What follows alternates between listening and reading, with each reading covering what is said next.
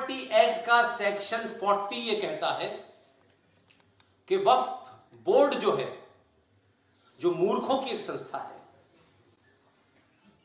उन लोगों को भारत की संसद ने इस कानून के तहत यह ताकत दी है कि वक्फ प्रॉपर्टी बोर्ड के लोग अगर यहां आए और आपके होटल के बारे में उनकी ये राय हो कि ये वक्फ प्रॉपर्टी है, ये उनकी राय है, और वो ये क्लेम करे कि ये वक्फ प्रॉपर्टी जो है, ये जो जगह है, यहां पहले नीचे बाबर के जमाने की एक मस्जिद थी और मस्जिद तो हमारी है और इसको तोड़ दिया जाए, तो उन्हें यह अधिकार है, सेक्शन 40 अधिकार देता है कि वो इस डिस्ट्रिक्ट मजिस्ट्रेट बनारस या वाराणसी जो भी आप कहते हैं उसको इंस्ट्रिक्ट करेंगे। वर्ड लिखा है, they will instruct the district magistrate of the particular area, the district magistrate has to comply the order of Waqf board. और वो ये कहें कि इस होटल पे ये वक्फ की प्रॉपर्टी है, आपने गलत तरीके से, इमीडिएटली डिस्ट्रिक्ट मजिस्ट्रेट को इस होटल को खाली कराना होगा और प्रॉपर्टी का मालिकाना अधिकार वक्फ बोर्ड को देना होगा। और फिर अगर आपको कोई शिकायत है तो आप वक्फ प्रॉपर्टी बोर्ड में जाएं और पूछें कि ये आपकी प्रॉपर्टी नहीं है। फिर आप हाई कोर्ट जाइए और 2000 साल तक लड़ाई लड़ते रहिए। जी सर।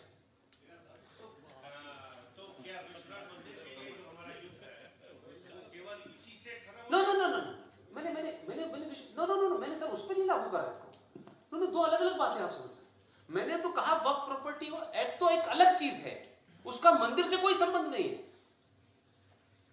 जितना कॉम्प्लिकेटेड बाबरी मस्जिद का इशू था ना, आपके बाबा विश्वनाथ का और मथुरा का तो सिंपल है, उसमें तो कुछ करना ही नहीं है। विष्णु शंकर जैन, ए यूथ लर्नड वंडरफुल एडवोकेट, ही फाइल ए पिटीशन इन मथुरा कोर्ट। उसमें तो सिंपल खेल हुआ है।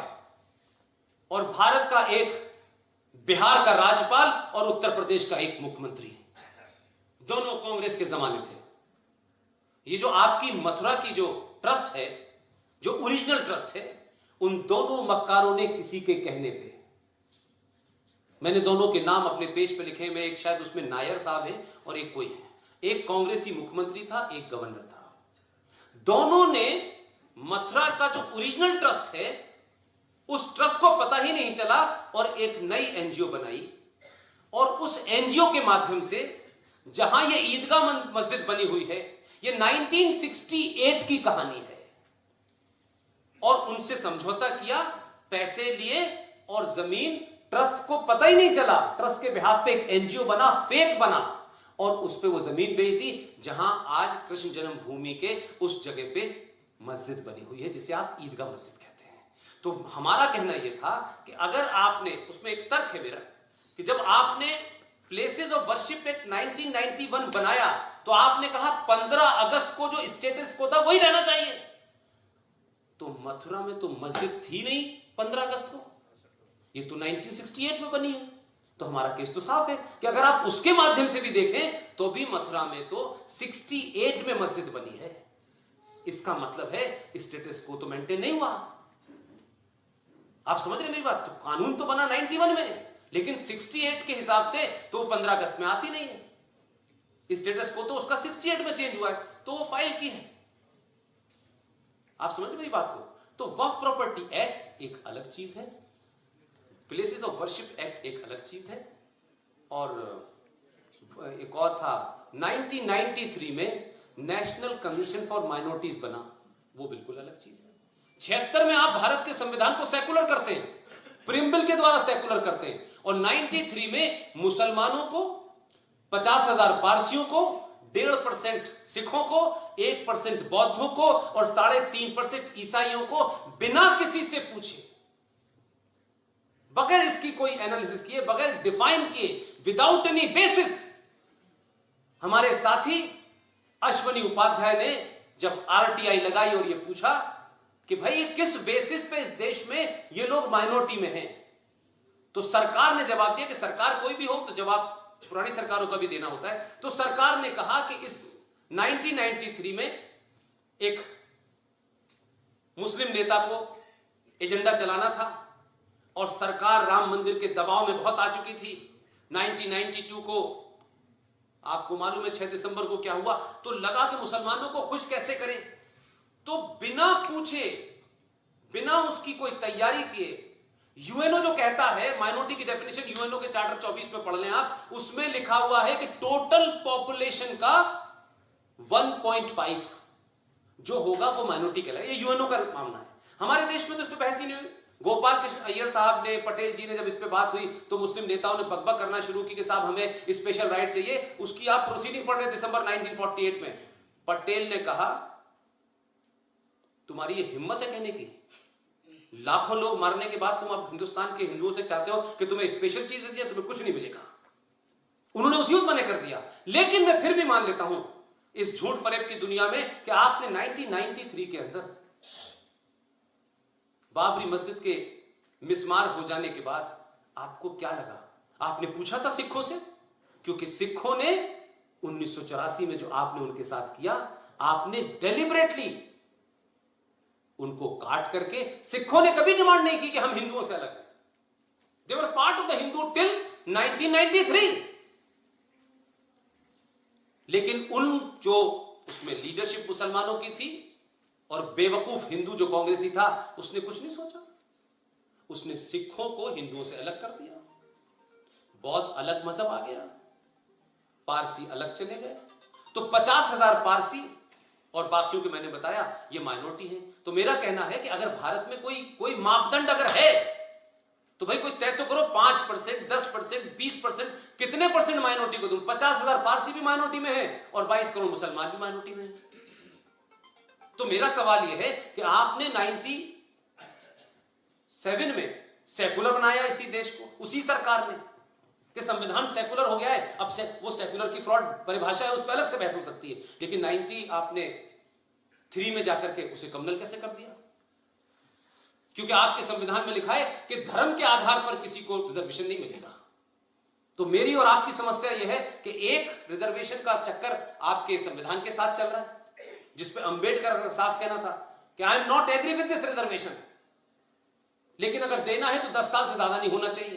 तो एक रिजर्वेशन तो संविधान के माध्यम से आया और दूसरा रिजर्वेशन माइनॉरिटी कमीशन के नाम से आ गया। और उसमें भी एक महापाप है जो आपको और बता देता हूं कि आपने नेशनल कमीशन फॉर माइनॉरिटी बनाया, तो उसका एक बजट है।